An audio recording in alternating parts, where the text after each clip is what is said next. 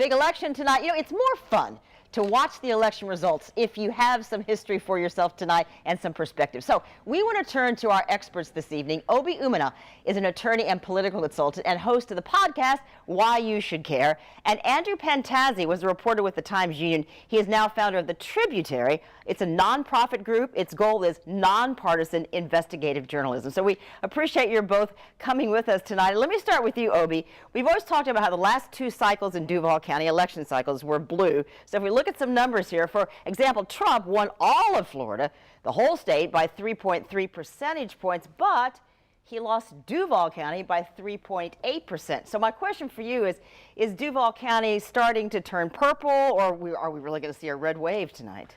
Yeah, we're definitely seeing a surge of voting by Republicans, and it's looking like it's going to be a wave, but we have to see how the MPA voters are going to break down. That's going to be the real determining factor of whether or not we go blue or red. So MPA, the people who are not affiliated with Democrats or Republicans, there are more and more of those these days, right? So Andrew, let me ask you, people are thinking, well, you know, maybe they're not into politics, so why does all this really matter, whether it's a blue county or a red county? And you were telling me that the big name politicians now have to pay more attention to Duval County. They have to take our issues more seriously. And in contrast, take me back to 2014. You were a reporter back then at a Charlie Crist newscast or press conference. Yeah, in 2014, Charlie Crist did not spend much time in this part of the state, unlike this time where he has come frequently.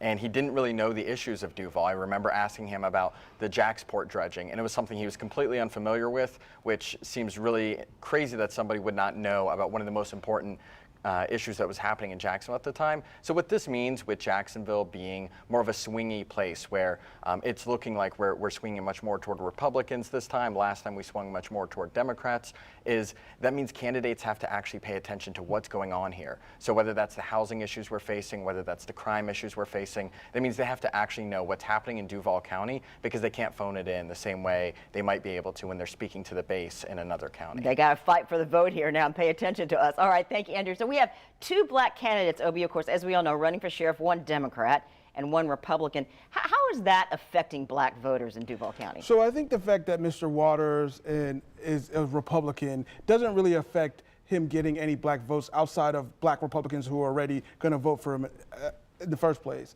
I will say we've had black Republicans run before, and they've only gotten 1% to 2% of the black vote here in town. So we'll have to see how the turnout looks, but it doesn't really have an effect on black voters if both candidates are black. And we're going to see those results start coming in 7:05, 7:10. We may know something you say by 7:30 or even earlier tonight. So you'll be with us all this evening. We appreciate that. We're going to take a quick break, and we'll be right back. Thank you, guys.